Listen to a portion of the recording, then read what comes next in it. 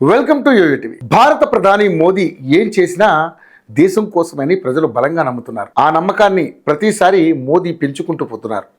ఈసారి మరో కొత్త మిషన్తో ప్రజల ముందుకు రాబోతున్నారు. దాని గురించి ఎర్రకోట వేదికగా ఆయన చెప్పేశారు. అంతేకాకుండా భారతీయ జనాభా సమతుల్యతను దెబ్బతీసేందుకు కుట్ర జరుగుతుందని, దాన్ని ఛేదించేందుకు హై పవర్ డెమోగ్రాఫిక్స్ మిషన్ను లాంచ్ చేస్తున్నామని చెప్పారు.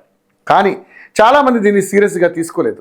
ఇప్పుడు మోడీ ఈ డెమోగ్రాఫిక్స్ మిషన్ ప్రజా ఉద్యమంగా మలిచే పనిలో పడ్డారు. ఉద్యమంగానే ఎందుకు సాధారణంగా చేస్తే జనాలు వినరా అని మీరు అనుకోవచ్చు.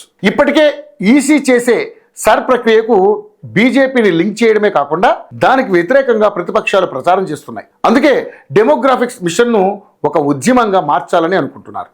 మరి డెమోగ్రాఫిక్స్ మిషన్ అంటే ఏమిటి అనే విషయానికి వస్తే, సరిహద్దు రాష్ట్రాలు బీహార్, బెంగాల్, అస్సాం, త్రిపుర, జార్ఖండ్ ఈ రాష్ట్రాల్లో డెమోగ్రాఫిక్ చేంజెస్ నడుస్తున్నాయి. అక్రమదారులతో జనాభా సమతుల్యత దెబ్బతింటుంది. అస్సాంలో లాగానే హిందూ మెజారిటీ జిల్లాలు హిందూ మైనారిటీ జిల్లాలుగా మారిపోయే అవకాశం ఉంది. బీహార్, జార్ఖండ్ వంటి రాష్ట్రాల్లో డెమోగ్రాఫిక్ మార్పులు భారీగా జరుగుతున్నాయి.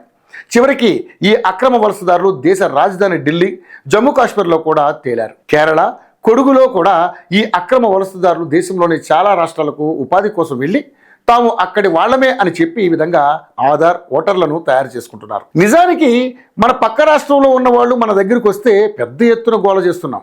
కానీ అక్రమ వలసదారులు బంగ్లాదేశ్, రోహింగ్యాలు వస్తే మాత్రం అది మనకు అసలు ఇష్యూనే కాదు. ఇది ఉద్యమంగా తీసుకోవడం లేదు ప్రజలు.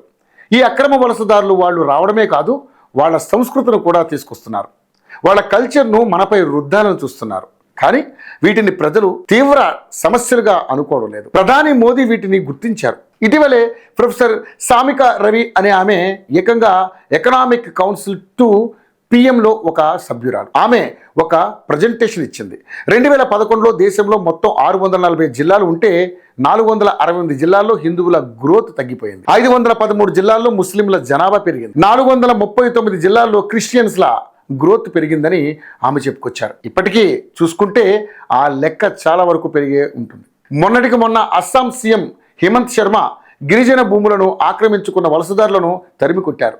మరి అవి ఇంతలా పెరగడానికి కారణాలు అక్రమ వలసలు, మత మార్పిళ్లే. ఈ రెండింటిని ఆపాల్సిన అవసరం హిందువులకే కాదు, ప్రతి భారతీయుడికి ఉంది. కానీ ఎవ్వరూ పట్టించుకోవడం లేదు. అందుకే దీన్ని ఛేదించేందుకే ప్రధాని మోదీ డెమోగ్రాఫిక్స్ మిషన్ను మొదలు పెట్టబోతున్నారు. ఇది భారతదేశ చరిత్రలోనే పెద్ద గేమ్ చేంజర్ కాబోతుంది. మరోవైపు తూర్పు రాష్ట్రాల్లో మోడీకి అందొచ్చిన ప్రచార హస్త్రమైతే, రెండో వైపు దీన్ని అమలు చేస్తే మాత్రం ఖచ్చితంగా ఈ అక్రమ వలసదారులపై ఉక్కుపాదం మోపే అవకాశం ఉంటుంది. అయితే దీనికి రాష్ట్ర ప్రభుత్వాలు సహకరించే అవకాశం లేదు. బీజేపీయేతర ప్రభుత్వాలు ఉన్న రాష్ట్రాలు దీన్ని ఒప్పుకునే ప్రసక్తి ఉండదు. ముఖ్యంగా పశ్చిమ బెంగాల్. ఇక్కడ నుంచి ఎక్కువ మంది అక్రమ వలసదారులు వస్తున్నారు. ఇక్కడ మమతా బెనర్జీని గద్దె దించకుండా ఈ డెమోగ్రఫిక్ మిషన్ సక్సెస్ అవుతుందా? అందుకే 2006 అసెంబ్లీ ఎన్నికల్లో ఇది లైఫ్ అండ్ డెత్ ఇష్యూ అవబోతుంది. మమతా బెనర్జీ మళ్ళీ గెలిచిందంటే దేశ భద్రతకు ముప్పు. ఎందుకంటే అక్రమ వలసదారులను తీసుకొచ్చి రేషన్ కార్డ్, ఓటర్ కార్డులను ఇస్తుంది.